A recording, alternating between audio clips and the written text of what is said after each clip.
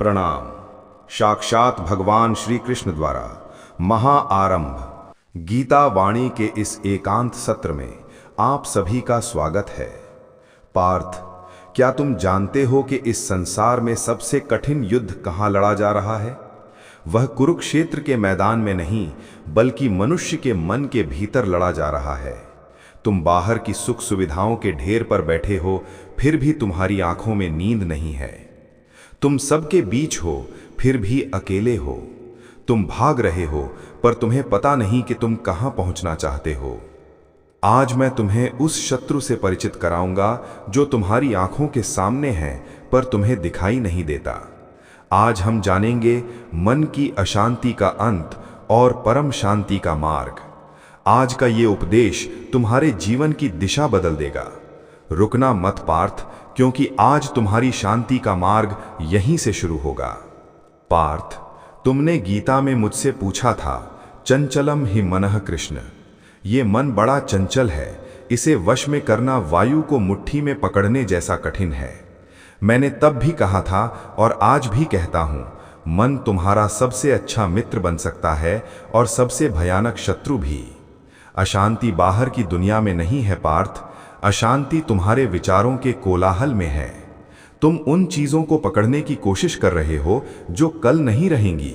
जो नश्वर है उसे शाश्वत मान लेना ही अशांति की जड़ है। तुम रेत पर महल बना रहे हो और फिर उसके गिरने पर रो रहे हो, यही तो अज्ञान है। आज का मनुष्य अशांत क्यों है? क्योंकि उसने अपनी शांति का सौदा तुलना यानी कंपैरिजन से कर लिया है। पार्थ, तुम दूसरों के सुख को देखकर दुखी हो रहे हो। तुम अपनी यात्रा की तुलना दूसरों की मंजिल से कर रहे हो। याद रखो, हर फूल के खिलने का अपना समय होता है। जब तुम स्वयं को दूसरों की नजरों से देखना शुरू करते हो, तब तुम अपनी मौलिकता खो देते हो। अशांति तब पैदा होती है जब तुम वो बनने की कोशिश करते हो जो तुम नहीं हो। शांति केवल वहां है जहां स्वीकार है। तुम जैसे भी हो, जिस स्थिति में भी हो, पहले उसे स्वीकार करो। स्वीकार ही रूपांतरण की पहली सीढ़ी है। आज तुम्हारे मन की शांति दो चोर लूट रहे हैं, अतीत का पछतावा और भविष्य की चिंता। तुम उन घटनाओं को याद करके रोते हो जिन्हें तुम बदल नहीं सकते, और तुम उस कल के लिए डरते हो जो अभी आया ही नहीं। इन दोनों के बीच तुम्हारा आज कुचला जा रहा है। अशांति का अर्थ है वर्तमान से अनुपस्थित होना। शांति केवल अभी में है। जो बीत गया उसे गंगा में विसर्जित कर दो, जो आने वाला है उसे मेरे हाथों में छोड़ दो।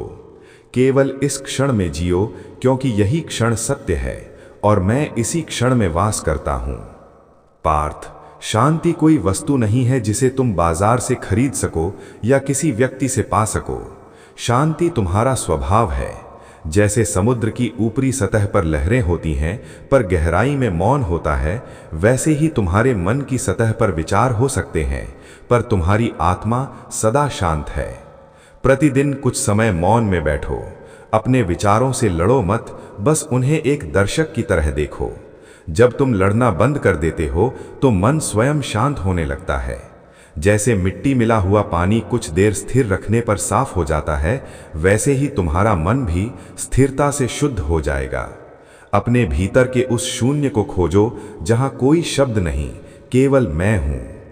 अंतिम सूत्र सुनो पार्थ, जो केवल अपने लिए जीता है वो कभी शांत नहीं हो सकता।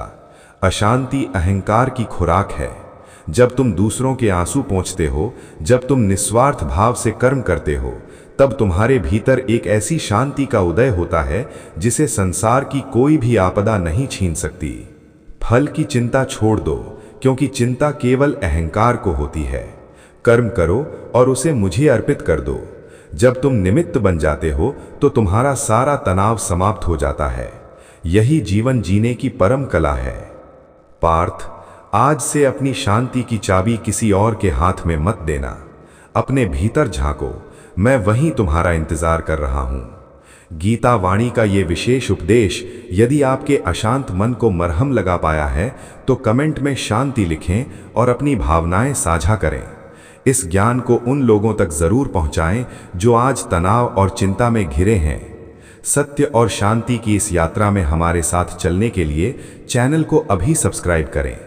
याद रखना पार्थ, तुम शांत रहने के लिए ही जन्मे हो। जय श्री कृष्ण।